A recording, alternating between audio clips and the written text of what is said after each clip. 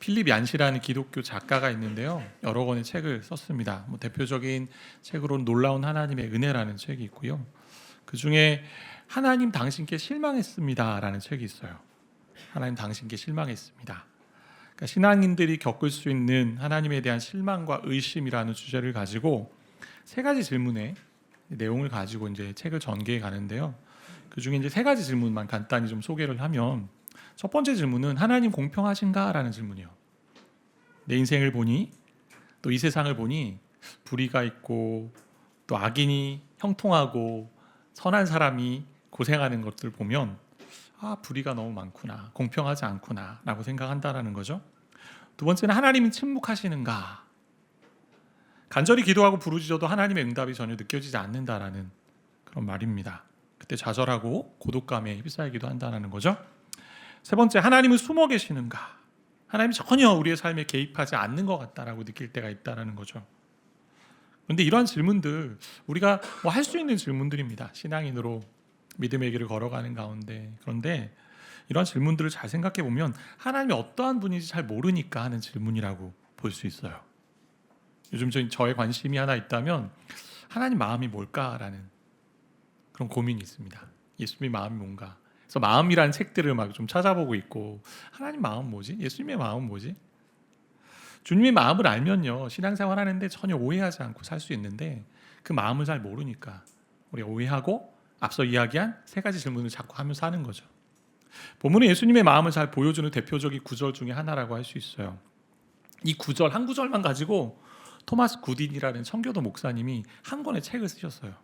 그 책에서 이렇게 얘기하는데, 히브리서 4장 15절 이 구절이 다 어떤 다른 구절보다 예수님의 마음을 더 잘 증언하고 있고, 죄인들을 향한 그 마음의 상태와 작용 방식을 정확하게 설명하고 있다라는 거예요.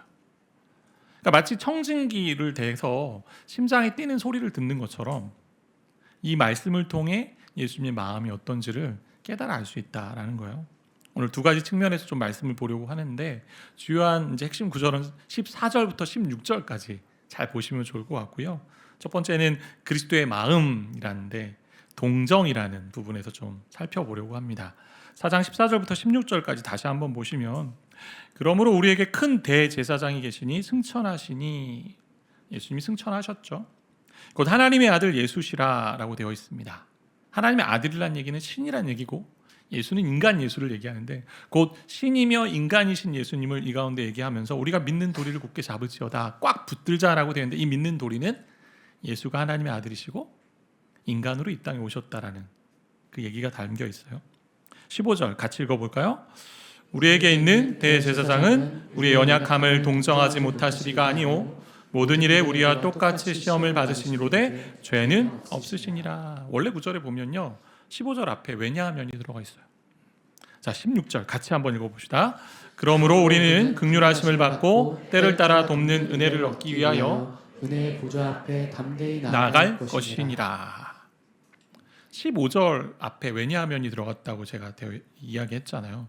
그러니까 15절이 14절의 근거가 되고, 또 16절이 그러므로 하니까 15절이 16절의 근거가 돼요. 15절이 참 어떻게 보면 중간에 있으면서 중요한 구절을 좀 다루고 있다고 볼 수 있는데, 15절을 보면요, 그리스도의 마음이 어떤지 알 수 있어요. 그 마음이 어떻게 되어 있습니까? 우리 연약함을 동정하지 못하실 리가 아니다. 두 번이나 부정을 쓰면서 이중부정, 아주 강한 긍정을 얘기하는, 확실히 정말 우리 연약함을 동정하시는 분이 우리 예수님이다라고 얘기하는 거예요. 동정하다라는 이 단어는요, 두 가지 단어가 합쳐진 단어인데, 함께라는 단어하고 고난을 받는다라는 단어가 합쳐져 있어요. 그러니까 동정한다는 얘기는 단순히 그 사람이 어려움 가운데 있을 때 안타까워, 안 됐다, 아이고 저런, 이 정도의 마음이 아니에요. 나도 그 사람과 마치 그 고통의 상황에 있는 것처럼 그 사람이 느끼는 아픔과 어려움과 괴로움과 비통함을 나도 느끼고 있다는 거예요. 그게 동정하다라는 의미거든요. 예수님은 자기 백성이 고통받는 것을 보면요, 사랑의 감정을 억제하지 않으세요. 이 동정의 감정을 억제하지 않으세요. 개역 한글판에는 원래는 이걸 이렇게 번역해놨어요. 체휼한다라고 되어 있어요. 체휼한다. 이 뜻이 뭐냐? 처치를, 그 사람의 처지를 깊이 이해하여 가엾게 여긴다라는 거예요. 주님은 마치 똑같은 질병을 알아본 의사처럼 위로해 주는 거예요. 의사가 진료할 때 그런 경우 있잖아요. 저도 그 병을 알았었는데 이렇게 나았어야 할 때 더 신뢰가 되잖아요. 내 마음을 알겠구나. 그분은 우리가 겪는 시련이나 우리의 일에 대해서 전혀 무관심하지 않으세요. 하나님 구원 개혁이 참 특별하다는 것을 우리는 보게 되는데요. 십자가라는 것을 통해서 온 인류를 구원하고자 하는 하나님의 계획이 있으셨는데 그냥 갑자기 하늘에서 내려와서 그냥 십자가 지시고 생명을 주시면 되는데 사람의 몸으로 오셔서 인생의 여정을 걷게 하십니다. 우리 예수님이. 인간의 삶을 다 이해하시는 거죠. 인생을 걸어가시면서. 모든 일에 우리와 똑같이 시험을 받은 이라고 되어 있습니다. 모든 일, 범위에는요 하나도 예외 없어요. 강도를 따지면 우리와 똑같이 다 아픔을 경험하시고 고통을 경험하셨다라고 되어 있어요. 그래서 히브리서 2장 18절에 보니까 그가 예수가 시험을 받아 고난을 당하셨은즉 시험 받는 자들을 능히 도우실 수 있다라고 말씀하고 계십니다. 단순히 동정한다 할 때 그냥 위로 차원이 아니에요. 그냥 잘 될 거야. 그래, 그 마음 안타까워. 그 정도의 차원이 아니고 내가 그 마음을 가지고 적극적으로 돕는 자리까지 가는 게 동정하다는 마음이라고 할 수 있어요. 예수의 마음은 자애로운 마음이죠. 한 영혼을 향한 애정이 있고요. 은혜로운 성향으로 움직입니다. 그래서 예수님께는 이런 문장이 맞지 않죠. 당신은 내 마음 잘 몰라요. 예수님 다 알고 계세요. 저 여러분의 마음을. 인간의 몸으로 오셔서 인간이 당하는 모든 아픔과 질고를 경험하셨기 때문에 그분이 보통 사람으로 오셨잖아요. 예수님 복음서에 나타난 모습들 보십시오. 그분도 피곤하셔서 주무셨고요. 배고프셨고요. 목마르셨고요. 멸시받으셨고 배척받으셨습니다. 모욕도 받으셨고요. 수치를 당하셨고요. 당혹스러워하셨고 버림받으시고 오해받기도 했습니다. 그릇된 비난을 당하시기도 했고 숨을 쉴 수 없을 만큼 십자가상에서 헐떡이면서 결국은 급기야 죽임을 당하는 죽는 까지 갔던 그런 분이 예수님이잖아요. 무엇보다 예수님은요 외로움을 경험하신 분이에요. 그렇게 3년 동안 따라왔던 제자들이요 십자가 지러 간다니까 다 도망갔어요. 어떤 분이 이렇게 말할 수 있을 것 같아요. 목사님, 그런데 예수님이 고부 갈등을 알아요? 결혼하지 않으셨잖아요. 부부 싸움을 아십니까? 저 말 안 듣는 속썩이는 자녀 이런 거 아십니까? 막 새벽 2시, 1시까지 게임하고 있는 그 자녀의 마음을 아십니까? 그리고 나이 들미 뭔지 아십니까? 33살밖에 안 사셨잖아요. 50대의 마음을 아십니까? 근데 성경이 말하고 있는 건요, 예수님이 경험하신 모든 이러한 고통과 그리고 모든 비통함과 이런 모든 것들이 모든 시험의 근본적인 뿌리를 다 경험하셨다는 얘기예요. 기본적인 것을 다 경험하셨어요. 통과하셨어요. 무엇보다 저와 여러분이 아직 경험하지 않은 죽음을 경험하신 분이세요. 그래서 예수님은 우리의 연약함을 다 동정하는 분이시죠. 자, 여러분이 경험하는 시험, 고난 뭐가 있을까요? 요즘 어떤 고난에 좀 통과하고 계십니까? 어떤 고난을? 어떤 시험에 있으십니까? 때로는 친했던 관계가 소원해지기도 하고요. 허무한 감정이 밀려오기도 하고 무기력해지기도 합니다. 열심히 준비했는데 내 프로젝트가 한순간에 공든탑이 무너진 것처럼 철저하게 허물어질 때도 있습니다. 나름 열심히 준비했는데 시험에 합격하지 못하는 일들도 있고요. 감정을 해결할 방법을 찾지 못할 때도 있죠. 오랜 친구에게서 실망을 느끼기도 하고 분명히 좋은 관계였는데 실망한 가운데 가기도 하고 때론 믿었던 가족에게 배신을 당하기도 합니다. 주변 사람들에게 비웃음을 당하는 일들도 있죠. 이렇게 타락한 세상 가운데 여러 가지 이유로 인해서 우리는 아픔과 어려움을 경험하고 있다는 거예요. 근데 그때 우리 주님이 말씀하세요. 내가 너의 아픔을 안다. 내가 너의 그 고통의 상황에 나도 함께 있다 라고 말씀하세요. 이게 세상의 다른 종교와 기독교의 차이점이죠. 세상의 어떤 종교도 신이 고통을 받지 않습니다. 우리 하나님은 아들 예수로 이 땅에 보내셔서 인간의 모든 아픔, 질고 어려움들을 직접 경험하신 분이라는 거예요. 그렇기 때문에 나도 너희를 안다. 내가 너희를 동정한다라고 말씀하시는 거죠. 이게 주님의 마음이에요. 이 연약함에는요, 우리의 시험과 고통받는 것들도 있고요, 육체적인 연약함도 있고요, 정서적인 연약함도 있을 겁니다. 일상을 살아가면서 인생을 살아가는 일에 괴로운 일들도 있고 힘든 것들도 있을 겁니다. 그런데 인간으로서 경험하는 약함이 있잖아요. 유혹에 넘어져서 죄에 빠지는 약함이 있지 않습니까? 죄에 관한 거잖아요. 우리 주님도 이런 죄의 문제, 죄를 지었을 때 경험하는 수치심과 죄책감에 대한 이런 부분들도 알고 계세요. 그분도 유혹을 받으셨기 때문에 유혹이 뭔지를 알고 계시고 시험을 알고 계세요. 사단을 통해서 시험을 받으셨잖아요. 근데 이런 얘기를 하면 약간 이해가 되지 않을 수 있어요. 죄가 없으신 분인데 죄에 대한 결과로 인해 나타난 죄책감, 수치감 이런 걸 아신다고?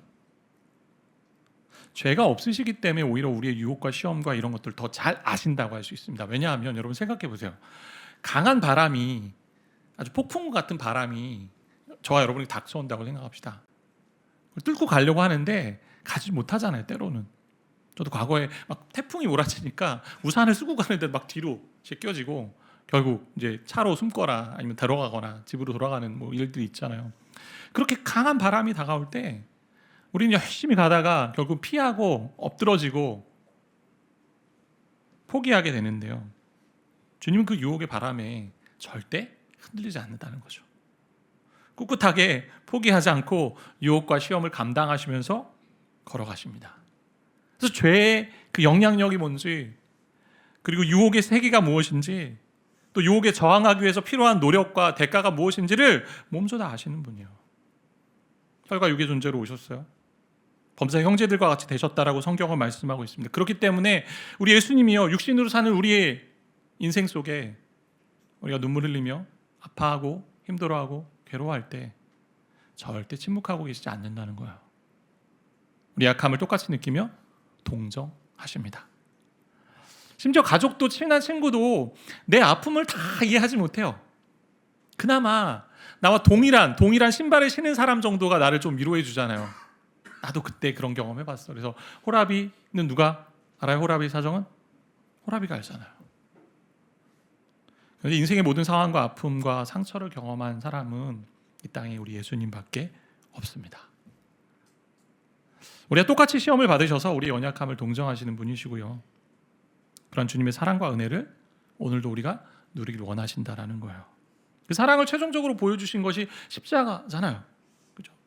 자신의 목숨을 죽음의 자리로 내몰면서 다른 이에게 생명을 주기 위한 그 마음 기억하며 살아가길 원한다라는 거예요.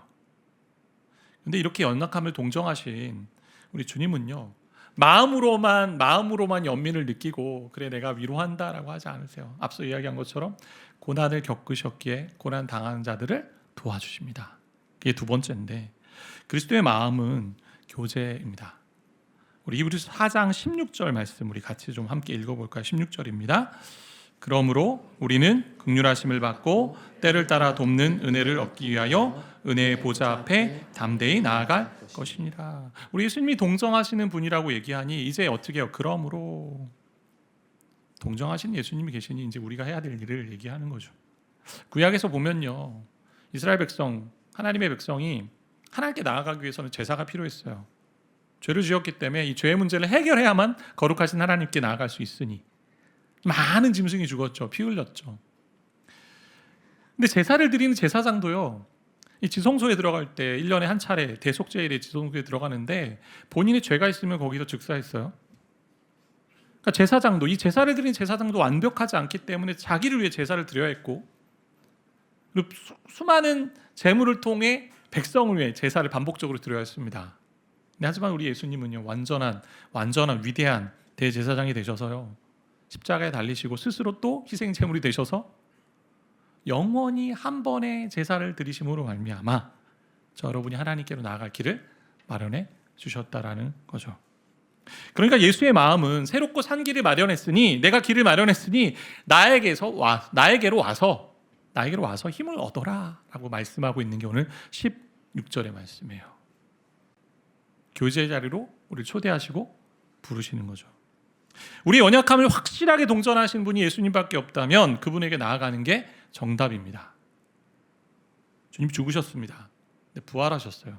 그리고 어떻게 하십니까? 승천하셔서 하나님과 그 보좌에 앉아 계십니다.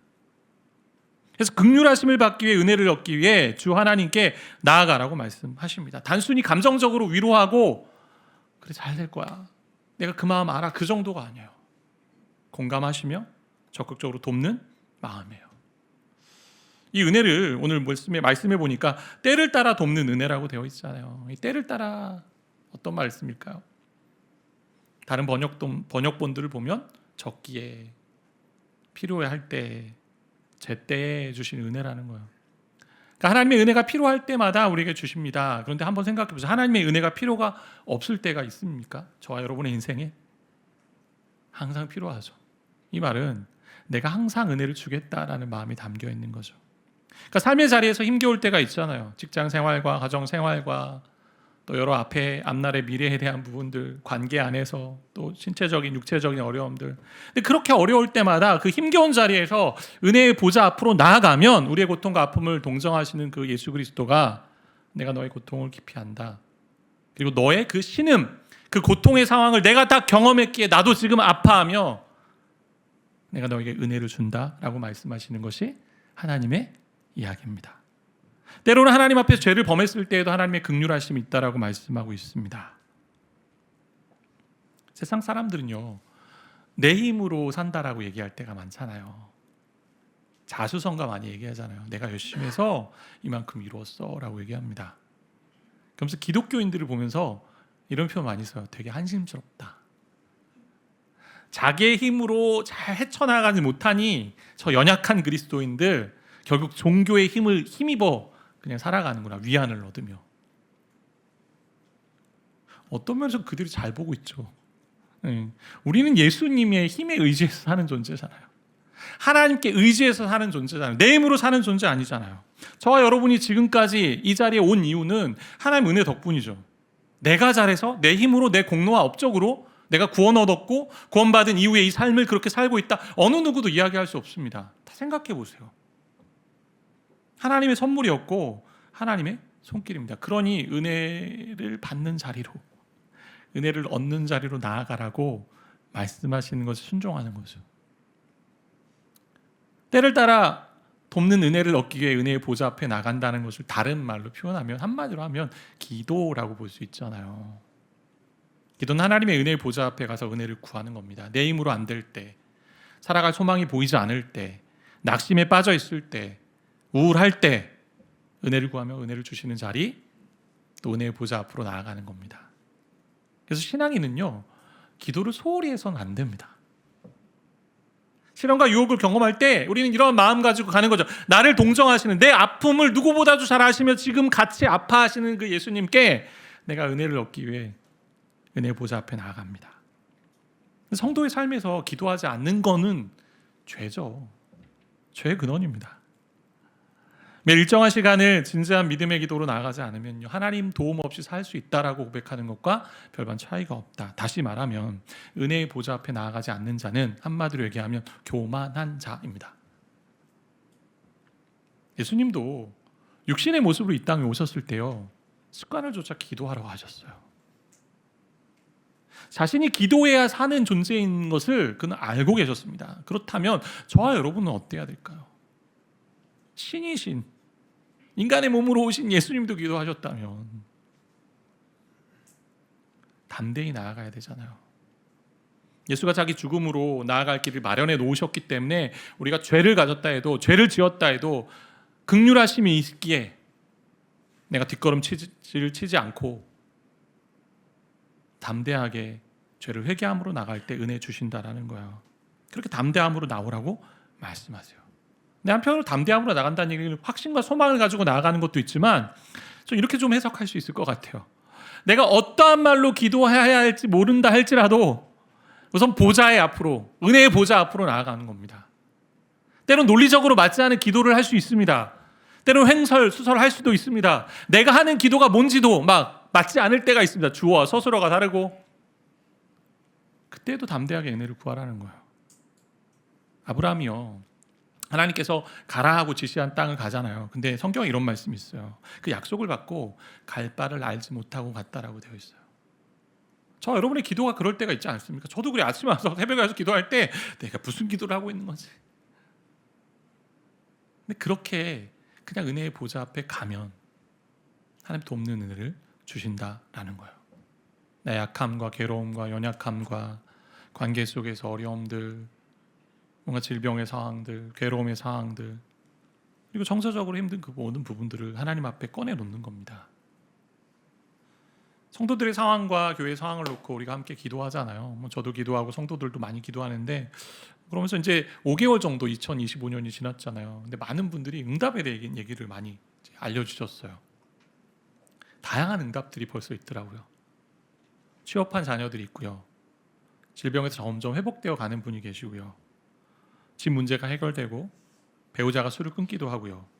깨어진 가정이 회복되기도 합니다.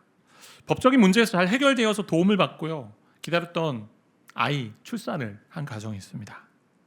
함께 일할 동료를 주셨고요. 어려운 자격증에 패스하고 새 직장에 입사하고 가족이 교회 다시 나오고 가족에게 복음을 전하고 영접한 이야기들이 있더라고요. 은혜 앞으로 갈 때, 은혜의 보좌 앞으로 갈 때 하나님이 은혜를 주시는 거죠. 하나님은 언제나 하나님의 자녀들에게 다 은혜를 주시길 원하세요. 마음껏 부어주길 원하세요. 그런데 구하는 자는요, 그 은혜가 뭔지를 더 누리게 되는 거죠. 이렇게 은혜를 누릴 때 주님이 우리의 연약함을 동정하시는구나라는 것을 우리는 비로소 더 깨닫게 되고 알게 됩니다. 그래서 우리는 계속해서 은혜의 보좌 앞으로 때를 따라 덮는 은혜를 얻기 위하여 간구하며 나아가야 되는 거예요. 그런데 어떤 분이 이렇게 말씀하실 수 있을 것 같아요. 목사님, 저도 그렇게 오래 기도했는데요, 아직도 답이 없네요. 목사님, 하나님은 저에게만 침묵하시는 것 같아요. 앞서 기도의 응답을 이야기하면서 제가 조심스러운 부분이 있는데요, 이러한 즉각적인 응답이 없으면 하나님은 일하지 않으실 것일까? 그렇게 오해하면 안 된다라는 거예요. 가끔 이렇게 말하시는 분들도 있어요. 목사님, 좀 모자라게 우리가 살아도 되니까 고난만 없었으면 좋겠어요. 그냥 좀 부족하게 살아도 되는데 고난만 없었으면 좋겠어요. 그런 분들 가끔 계세요. 근데 성경을 잘 보시면요, 성경이 말하는 복은요, 어려움이 하나도 없고 원하는 것이 다 이루어지는 것을 의미하지 않습니다. 예수님도 그가 원하는 기도가 응답되지 않았잖아요. 겟세마네 기도에서 이 잔을 옮겨달라고 하나님 뜻대로 가잖아요. 성경의 이야기가 그래요. 성경의 이야기가. 그러니까 시련과 환난과 나쁜 일을 다 면하게 해주고 좋은 일만 있게 해준다라는 것을 복이라고 정의하지 않습니다. 성경은 철저하게 고난과 연단을 통해 하나님의 백성이 되어가는 과정이 있다라고 말씀하고 있어요. 복음을 이전에는 과정이라고 할 수 있잖아요. 그러니까 하나님의 형상으로 저와 여러분이 창조되었어요. 그런데 죄로 말미암아 그 형상이 깨어졌습니다. 왜곡된 형상을 가지고 있죠. 그런데 하나님 예수 그리스도를 보내셔서 우리에게 구원해 주시고 새 생명을 주셔서 그 형상을 회복하는 자리까지 데려가시는 게 하나님의 계획입니다. 에베소서 말씀처럼 우리를 하나님의 영광의 찬송의 자리까지, 또 우리를 위해 마련해 놓으신 영화로운 구원의 자리까지 데려가시는 것이 하나님이 말씀하시는 복입니다. 이런 점에서 복의 핵심은 뭐냐면 하나님과의 바른 관계 속에서 은혜를 누리는 거죠. 내가 하나님의 놀라운 사랑을 받은 자로서 내가 죄인이지만 예수 그리스도로 말미암아 의로워진 존재임을 알고, 하나님의 자녀됨을 알고, 택함받은 존재임을 알고, 어떠한 실패와 시련과 모든 고통의 순간을 통과한다 할지라도 하나님 덕분에 깊은 내면적인 안전감을 누리는 거고요. 세상이 줄 수 없는 하나님이 주시는 기쁨과 만족을 빼앗기지 않는 거, 그게 복이라고 성경은 정의하고 있어요. 그래서 어려운 상황에 있는 성도들 볼 때 이런 분들 꼭 나타납니다. 한번 좀 살펴보세요. 목사님, 진짜 요즘 환경이 너무 어려운데요, 근데 너무 신기한 건 제 마음이 너무 편해요. 평안해요. 하나님을 의지하기 때문에, 그리고 나의 아픔을 다 아시는 주님을 믿기 때문에 날마다 돕는 은혜의 보좌 앞에 나아가서 하나님과의 바른 관계 속에서 복을 누리기 때문에 그런 일들을 고백하는 거죠. 하나님은 저와 여러분을 아버지의 형상의 회복의 자리까지 가기를 원하시는 게 그분의 소망이에요. 소원이에요. 그래서 고난의 상황을 통과하게 하세요. 그 과정을 가기 위해서.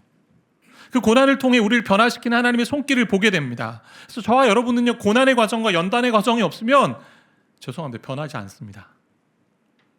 제 인생을 보니까요, 잘 변하지 않아요.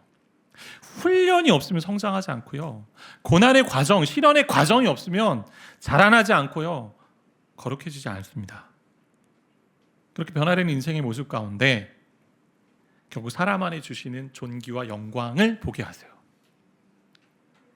목회하면서 제가 성도님들을 보면서 진짜 참 영광스럽다는 분들을 종종 만날 때가 있어요. 어떤 분이냐면 한 영혼이 예수를 만나서 예수가 나의 구주인 것을 고백하고 변화되어 건강하게 성장하는데 그 모습을 보면 이게 진짜 하나님이 주시는 존귀와 영광이구나 라는 걸 깨닫게 돼요. 신명기 8장에 이런 말씀이 있습니다. 8장 2절의 말씀 보면 내 하나님 여호와께서 이 40년 동안, 40년이라는 거 광야 생활이잖아요. 이 광야 생활 동안 내게 광야길을 걷게 하신 것을 기억하라. 이유가 있습니다. 이는 같이 읽어볼까요? 이는 너를 낮추시며 너를 시험하사 내 마음이 어떠한지 그 명령을 지키지 않는지 알려 하심이라. 자, 시험한다 이 단어는 하나님 훈련하면서 성장시킨다라는 그런 이야기입니다. 광야의 시간을요 훈련의 자리로 삼으셨어요. 성장시키기 위해. 하나님은 합격 불합격으로 지금 이 광야의 시간을 보낸 게 아닙니다. 너는 가나안에 들어갈 수 있어 합격, 너는 들어가지 못해 불합격, 이게 아니에요. 광야를 통해 저와 여러분을 훈련시키세요. 만들어가세요. 그래서 결국 신명기 8장 16절에 이제 이렇게 결론을 맺는데요. 내 조상들도 알지 못하던 만나를 광야에서 내게 먹이셨나니 이는 다 너를 낮추시며 너를 시험하자. 동일한 단어인데 연단하셔서 단련하셔서 종국에는 마침내 어떻게 합니까? 같이 읽어볼까요? 내게 복을 주려 하심이었느니라. 하나님이 저와 여러분을 향한 하나님의 복입니다. 하나님 원하시는 그 존귀와 영광의 자리까지 저와 여러분을 데려가길 원하시는 거예요. 야고보서 말씀처럼 우리를 조금도 부족함이 없고 온전하고 구비하여 그런 존재로 만들어 가시는 거예요. 이게 아버지의 마음이에요. 저와 여러분을요 하나님은 하나님의 형상을 회복하는 그 프로젝트에 부르신 겁니다. 이게 하나님의 복이자 주님의 마음이에요. 그러기에 오늘 말씀을 보면 예수님이 대제사장이라고 이제 이야기하잖아요. 14절에도 그렇고 15절에도 그렇고 제사장이 뭘 하는 거죠? 제사 제물을 가지고 하나님께 나아가는 역할을 하잖아요. 예수님이 위대한 대제사장이 되셨습니다. 자기 몸을 십자가에 매달면서 희생 제물이 돼서 영원한 희생 제물이 돼서 모든 인간에게 또 하나님을 믿는 인간에게 생명을 주시는 길을 열어 놓으셨잖아요. 근데 이제 예수님은 그런 제사를 드릴 필요가 없죠. 양으로 또 목숨으로 곡식으로 그런 제사가 아니에요. 근데 남아있는 그 예수님의 그 제사가 있는 것 같아요. 제사장 이제 뭐 하실까요? 저와 여러분의 연약함을 제물로 드리십니다. 저와 여러분의 그 약함을 동정하시면서 그 약함을 기도 제목으로 삼으시고 그걸 하나님께 드리시는 거예요. 그래서 이것이 고난을 대하는 또 하나의 관점이 되는데 저와 여러분이 겪고 있는 그 고뇌와 아픔과 연약함과 때로는 이 불합리한 이 세상 가운데 거룩한 분노를 가지는 그 모습, 평화를 향한 그 외침, 뭐 여러 가지 그 상황 가운데 하나님이 그 모든 것들을요, 그 약함을, 연약함을 예수님이 하나님께 드리는 제물로 삼으세요. 그렇다면 저 여러분에게 있는 여러 고난의 상황들 있잖아요. 어려움의 상황들 있잖아요. 하나님께 드리는 제물이 돼요. 우리가 나 주님의 기쁨 되기 원하네, 내가 제물 되기 원하네 얘기하잖아요. 우리가 다 드리기 원하네. 그 고난 자체도 하나님께 드리는 제물이 됩니다.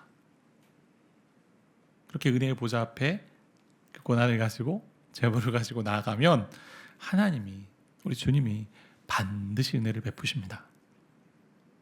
마지막으로 한 가지만 더 살펴보고 이제 마치려고 하는데, 은혜의 보좌로 나아가는데 좀 생각해 볼 게 있어요. 오늘 12절과 13절을 제가 같이 읽었잖아요. 이 본문을 제가 같이 읽은 이유가 있는데요. 12절 13절 말씀 다시 보시면 하나님의 말씀이 살아있고 활력이 있어 좌우의 날선 어떤 검보다도 예리하여 혼과 영과 및 관절과 골수를 찔러 쪼개기까지 하며 또 마음의 생각과 뜻을 판단한다라고 되어 있습니다. 말씀이 살아있어요. 근데 살아서 무슨 일이에요? 우리의 속 안에 있는 내부를 다 드러낸다, 통찰한다, 헤아린다, 꿰뚫어 본다. 그러니 13절에 지으신 것이 하나도 그 앞에 나타나지 않음이 없고 우리의 결산을 받으실 이의 눈앞에 만물이 벌거벗은 것 같이 드러난다. 다 드러난다. 말씀이 들어가면. 4장 앞부분과 이 부분을 좀 연결해 보면요. 4장 앞부분에 이렇게 되어 있어요. 주님의 예비하신 안식에 이제 들어가야 됩니다. 이스라엘 백성들이 안식이라고 여기는 곳이 가나안 땅이었어요. 안식의 모형이죠. 완전한 안식의 모형인데, 근데 과거 이스라엘 백성이요, 그 가나안 땅에 들어가지 못하는 일들이 벌어졌는데 그 이유를 뭐라고 얘기하냐면 마음이 완고해서 믿음을 가지고 하나님께 순종하지 않았기 때문에, 마음이 강팍해져서. 그러니 너희는 그렇게 되지 말라라고 경고하는 말씀 속에 있는 주어진 말씀입니다. 그럼 오늘 말씀과 좀 연결해 본다면, 저와 여러분이 은혜의 보좌에 나아가는데, 때를 따라 돕는 은혜를 얻기 위하여 은혜의 보좌 앞에 나아가는데, 나아가는 마음이 어떤지 우리 하나님은 알고 계시다. 그냥 복만을 바라는 마음으로 오는지, 세상이 얘기하는 것처럼 기복주의 신앙을 가지고 오는지, 아니면 정말 은혜를 사모하는 마음으로 오는지, 하나님을 신뢰하는 마음으로 오는지, 아니면 세상의 힘과 하나님 둘 다 섬기는 마음으로 오는지 다 알고 있다. 그리고 완고한 마음, 그 딱딱한 마음 가지고 오지 말라라는 거예요. 하나님 내 기도는 안 들어주시는 것 같아요. 하나님 내게만 침묵하시는 것 같아요. 이 불평과 원망만 가지고 오지 말라라는 거예요. 말씀 앞에 있으면요, 완악한 마음과 굳은 마음이 아니라 은혜를 겸손한 마음으로 나아가게 됩니다. 완고한 마음, 다른 말로 하면 교만한 마음이잖아요. 내가 오라, 내가 다 있어, 내가 잘할 수 있어, 내가 맞아. 사람들과 관계 속에서 교만한 사람 어떻습니까? 옹졸하게 사람들을 가리고 잘라내고. 하나님의 은혜를 사모하는 자의 마음은요, 오직 하나님만 오르십니다. 오직 하나님만 완전하십니다. 오직 하나님만 은혜를 베풀어 주실 유일한 우리 연약함을 동정하실 그리스도 예수입니다. 그 마음으로 은혜를 구하며 나아갈 때, 저 여러분의 인생의 어려운 그 질고의 시간들을 때를 따라 돕는 은혜를 얻으며 은혜 가운데 살아가게 되는 줄 믿습니다. 이런 은혜가 저 여러분의 인생 가운데 함께하기를 바라고 소망합니다.